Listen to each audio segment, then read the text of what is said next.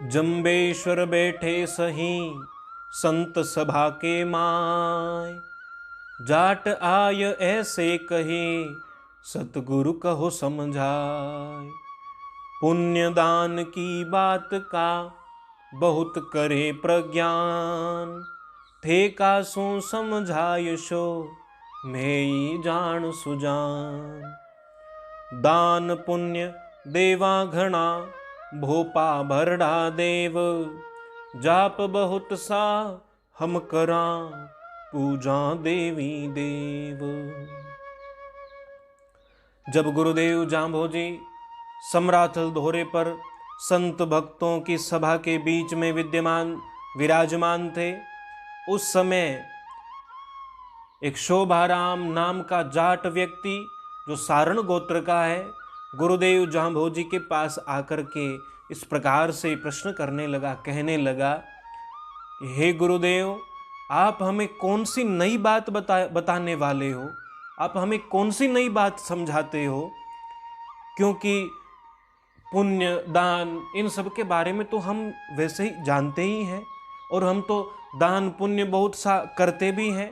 अनेकों प्रकार के भोपे आदि अनेकों प्रकार के अनेकों लोग हमारे यहाँ आते रहते हैं, और जो भी हमारे घर आता है हम उसे दान देते हैं, और साथ ही हम तो जाप भी करते हैं, पूजा पाठ भी करते हैं।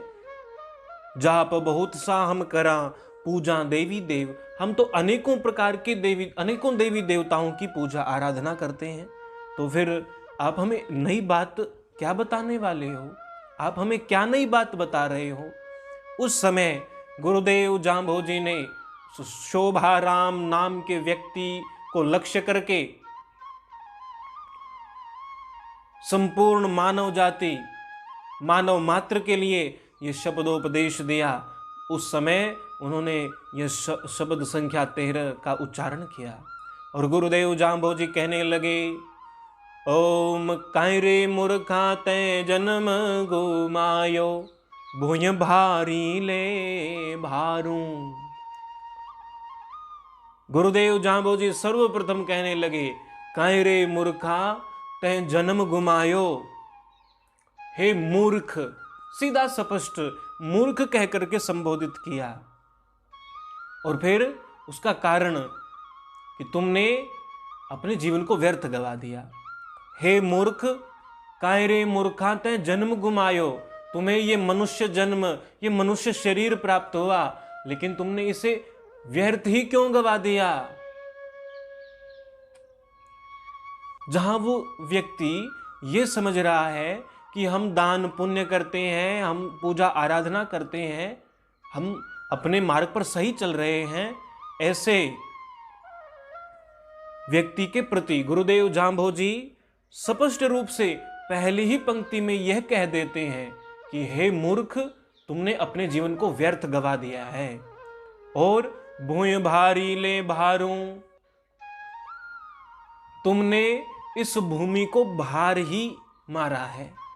तुम इस भूमि के ऊपर रह रहे हो, तुम केवल इस भूमि पर भार ही हो। संकेत यही है कि तुमने केवल और केवल पाप ही पाप कर्म किए हैं। तुम पाप का बोझ अपने सिर पर लिए हुए हो, जिससे स्वयं तुम भी बोझ मर रहे हो और इस भूमि को भी भार मार रहे हो। और उस समय गुरुदेव जांभोजी कहने लगे, जा दिन तेरे होम न जापन तप न क्रिया, गुरुवन चीनो पंथ ना पायो, अहल गई जमवारू। हे प्राणी, जा दिन तेरे होम न जप न तप न क्रिया। यहां गुरुदेव जांभोजी ने संकेत किया, जिस दिन, जा दिन तेरे, हे प्राणी, जिस दिन तुमने अपने घर में, अपने यहां हवन यज्ञ नहीं किया, जिस दिन तुमने हवन यज्ञ नहीं किया, जा दिन तेरे होम ना जप, तुमने जप नहीं किया, भगवान विष्णु का, परमात्मा का जप स्मरण नहीं किया। और फिर कहते हैं तप, जिस दिन तुमने तप नहीं किया। ये तप इंद्रिय इंद्रियों को संयमित करने से है। जो भी हमारी इंद्रियां हैं, इन्हें संयमित करना, इन पर संयम रखना ही तप है। स्वयं भगवान कृष्ण भी इसी बात को स्वीकार करते हुए भगवत गीता में यही बात कहते हैं, तानि सर्वाणि संयम्य। वो भी यही आदेश देते हैं, तुम अपनी सभी इंद्रियों को संयमित करो, उसके बाद मेरी शरण में आओ। और यही बात गुरुदेव जांबोजी भी कहते हैं, तुमने इन इंद्रियों पर संयम रूपी तप नहीं किया। जिस दिन इन इंद्रियों से तुम्हारा संयम हट गया, और उसके बाद कहते हैं न क्रिया, जिस दिन तुमने सात्विक शुद्ध क्रियाओं का ध्यान नहीं रखा, क्या करना उचित है क्या अनुचित है, इन बातों का ध्यान नहीं रखा, जब तुमने इंद्रियों पर संयम नहीं रखा, जब तुमने भगवान विष्णु का, परमात्मा का जप स्मरण नहीं किया, और जिस दिन तुमने हवन यज्ञ नहीं किया, तो ऐसा समझ लो, फिर कहते हैं गुरुवन चीनो पंथ न पायो। और जब तक तुमने गुरु न चिन्हो, तुमने गुरु की पहचान नहीं की, जब तक गुरु की पहचान नहीं की तो पंथ ना पायो, तुम उस सद्मार्ग के पथिक नहीं बन सकते। क्योंकि वो सद्मार्ग तभी हम उसके ऊपर चल सकते हैं जब गुरु का मार्गदर्शन प्राप्त होता है। स्वयं गुरुदेव जांबोजी कहते हैं, सतगुरु मिलियो सतपंथ बतायो। जो सद्गुरु होता है वही सद्मार्ग का पथिक बनाता है, वही सद्मार्ग पर चलने के लिए हमें प्रेरणा देता है। और यहां गुरुदेव जांबोजी कहते हैं, तुमने गुरु की पहचान नहीं की, गुरु को नहीं पहचाना, और यहां गुरु रूपी परमात्मा से भी अगर हम समझना चाहें तो भी उचित ही होगा। गुरुदेव जांबोजी यही कहते हैं, तुम गुरु रूपी परमात्मा को पहचानने में भूल कर बैठे और तुमने सद्मार्ग को नहीं अपनाया, उस परमात्मा प्राप्ति के मार्ग की ओर नहीं चले, तो अहल गई जमवारू।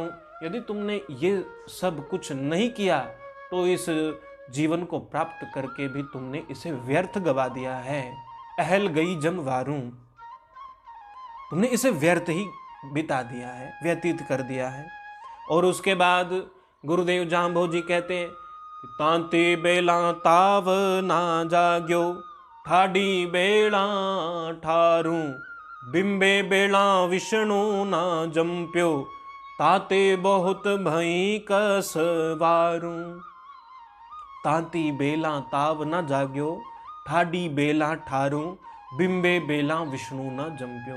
यहाँ तीन चीजें, तीन बेला आई है, तांती बेला, ठाडी बेला और बिंबे बेला। इनके माध्यम से गुरुदेव जांबोजी ने उदाहरण स्वरूप हमें कुछ समझाना चाहा है। गुरुदेव जांबोजी कहते हैं कि जिस प्रकार से तीन वेला एक दिन की होती हैं, जिस प्रकार सूर्योदय होता है उस समय से दिन की शुरुआत होती है, वो सूर्योदय का समय जिसे हम प्रातः काल कहते हैं, उसे बिंबे बेला कह करके संबोधित किया गया है। जब सूर्य उदय होता है उस समय की अवस्था, और फिर जब मध्याह्न काल होता है, जब दिन के मध्य का समय होता है, जब दोपहर होती है, तो सूर्य अपने पूरे प्रभाव पर होता है और वो गर्मी अधिक उस समय होती है, जिसे तांती बेला कहा गया है, जो गर्म वेला है। और फिर अंतिम वेला ठाडी बेला कहा गया है, जो सूर्यास्त का समय है। और सूर्यास्त के समय में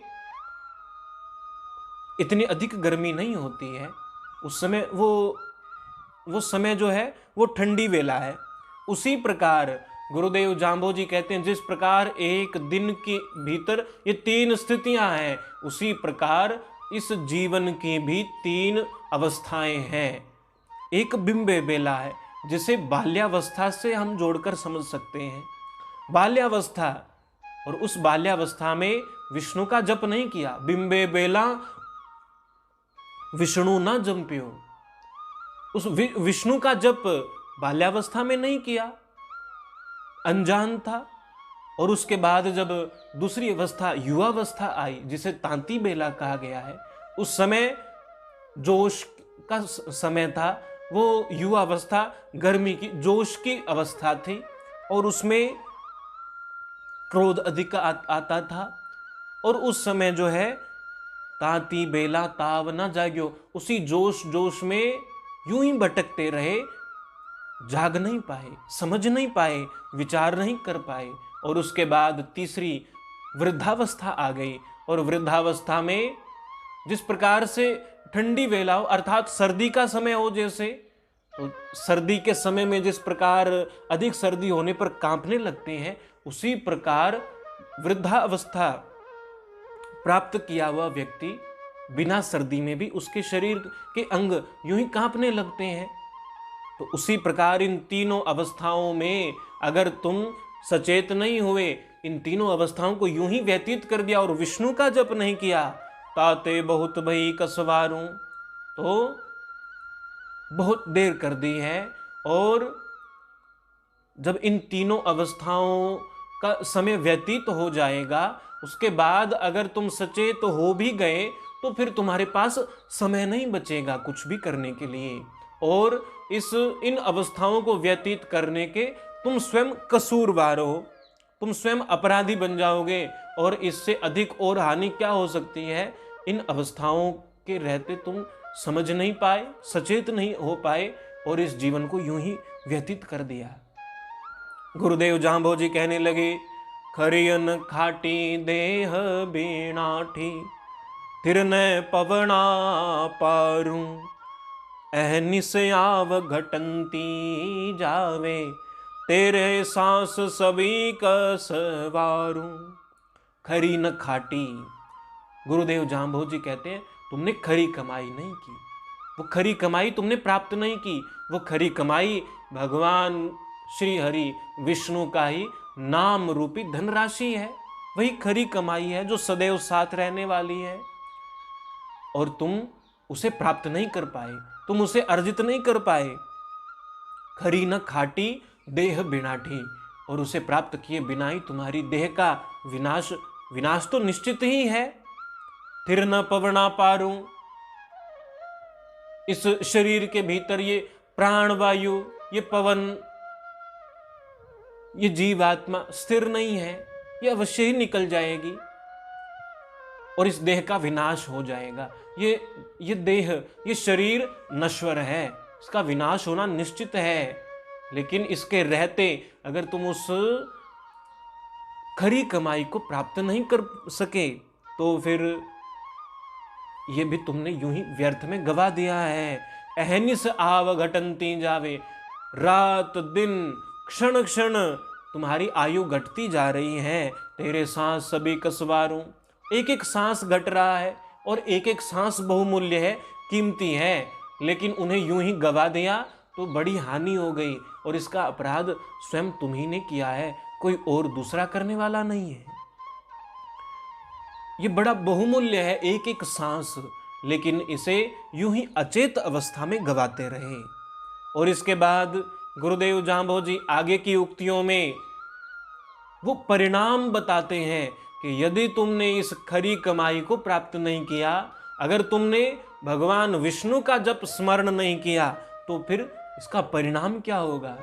और वो कहते हैं, जा जन मंतर विष्णु ना जम्प्यो, ते नर कुबरण कालू, जा जन मंतर विष्णु ना जम्प्यो, ते नगरे कीर काहारू। हे प्राणी, जा जन मंतर विष्णु ना जम्प्यो, जिस व्यक्ति ने वो परमात्मा विष्णु का मंत्र नहीं जपा, वह व्यक्ति ते नर कुबरण कालू, वह व्यक्ति अगले जन्म में कुवर्ण में जन्म लेगा, कुरूप होगा। और इसे हम थोड़ा और सरल तरीके से समझें, अगले जन्म की बजाय इस जन्म में भी इसी की ओर संकेत जाता है। जो व्यक्ति भगवान विष्णु का जप स्मरण भक्ति नहीं करता है, जो भक्ति से विमुख है, वह व्यक्ति कुवर्ण है। वह एक शब्द आता है वर्ण संकर, और जिसका मूल रूप से यही संकेत होता है, वो एक वर्ण, एक समाज में जो अमर्यादित हो। और इसका भी यही संकेत है कि जो भक्ति नहीं करता है, परमात्मा विष्णु की शरण में नहीं है, उनकी ओर नहीं चल रहा है, वह अमर्यादित जीवन जीता है, उसे जीवन जीने का ढंग नहीं रहता, वो संस्कारहीन व्यक्ति होता है। और उसके बाद कहते हैं जा जन मंत्र विष्णु न जंप्यो ते नगरे कीर कहारूं, और वो नगर में यूं ही बोझा ढोने वाले के समान फिरता है। बोझा ढोने वाली जैसे जाति विशेष कोई भी जो नगरों में बोझा ढोने का काम करती हैं, उसी प्रकार वो व्यक्ति भी अपने पापों का बोझा अपने सिर पर ढोता ही रहता है। और इससे ये भी संकेत हम समझ सकते हैं आगे के जन्मों में भी वह इन बोझा ढोने वाले के रूप में ही जन्म प्राप्त करता है। गुरुदेव जाम्बो जी कहने लगे जा जन मंत्र विष्णु न जंप्यो ते कांद सहे दुख भारूं, जा जन मंत्र विष्णु न जंप्यो ते घणतण करे आहारूं। जा जन मंत्र विष्णु न जंप्यो ते कांद सहे दुख भारूं, वह दुख रूपी भार ढोता रहता है, उसे अनेकों प्रकार के दुख होते हैं, वो दुखों का सामना करता है। और ते गणतण करे आहारूं, इससे यह भी संकेत मिलता है वह अगले जन्म में ऐसी ऐसी जीव योनियों को प्राप्त करता है जो बहुत अधिक आहार करने वाले होते हैं, जैसे हाथी और भी अनेकों प्रकार की जीव योनियां हैं। इनके माध्यम से संकेत है कि वह तृप्त नहीं होता है, बहुत अधिक भोजन करने पर भी तृप्त नहीं होता है। ऐसी ऐसी जीव योनियों में उसे जाना पड़ता है। और इससे एक संकेत हम ये भी समझ सकते हैं, जो भक्ति से विमुख है, जो श्री हरि भगवान विष्णु से विमुख है, वह व्यक्ति भौतिक जगत प्रपंच में पड़कर लोभ और तृष्णा के ही वशीभूत होकर के अपना जीवन बिता देता है। लोभ और तृष्णा कभी पूर्ण नहीं होती और इसी में ही वो भटकता रहता है। गुरुदेव जाम्बो जी आगे कहते हैं कि जा जन मंत्र विष्णु न जंप्यो ताको लोही मास विकारूं, जा जन मंत्र विष्णु न जंप्यो गावे गाडर शहरे सोवर, जन्म जन्म अवतारूं।